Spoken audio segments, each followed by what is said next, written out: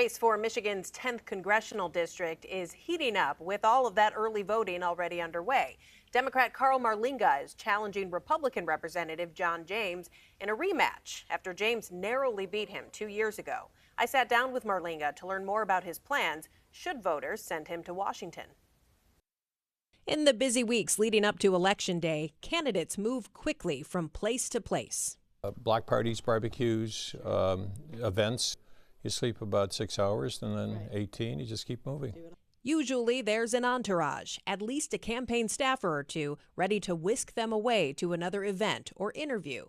Carl Marlinga, however, arrived at CBS Detroit by himself and gave us no time limit. Actually, I enjoy this part because at least I get to talk through you to the people about issues. So we sat down for about an hour and dug into the issues. These are critical times. Politics has become very toxic.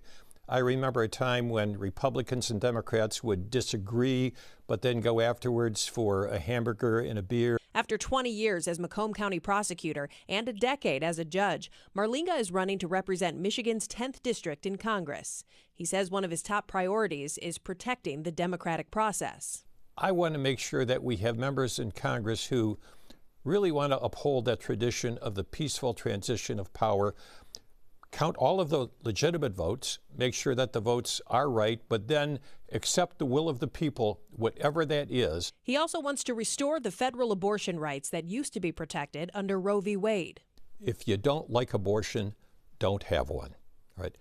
This is, if you in your conscience say that you shouldn't have it, then follow your conscience. But you should not impose your conscience, your morality, your religious point of view on somebody else. When it comes to the war in Gaza, he says first, Hamas has to be destroyed. Then he believes it's time for a two-state solution. But it comes to an end if you have a two-state solution where Palestine and Israel recognize each other's right to exist, recognize that there should be no non-aggression, and then we should engage in the United States and with Europe and the rest of the world in a new Marshall Plan. The Marshall Plan was the rebuilding plan for Germany and Japan after World War II. Back at home, Marlinga's been called out for calling the auto industry a dying industry. He says that was taken out of context. If we just try to hold tight and try to make things the way that they were in the 1950s, that's what I'm referring to as a dying industry, a dying way of thinking. We have to diversify. Every type of powertrain has to be looked at. In the meantime, as less and less expensive vehicles are coming from other parts of the world, do you have specific plans while that research is being done to try to ensure that the Michigan auto industry remains a power player? One of the things that the federal government could do is to embark upon a plan where fast charging stations are available in the same number as gasoline stations. I thought about buying an electric vehicle, but I said to myself, sometimes in the summertime, my wife and I like to go up to the Upper Peninsula. And if I'm thinking about a long trip, I'm wondering, where are the charging stations?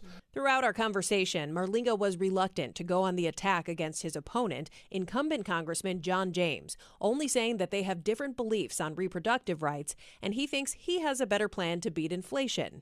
But he also says he and James do share some common ground. I think in good faith he believes that the borders should be secure. I believe that as well.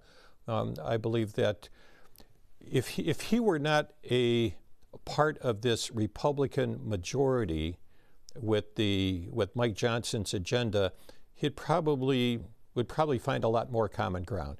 But there's going to be a big difference if the House is Democratic or Republican.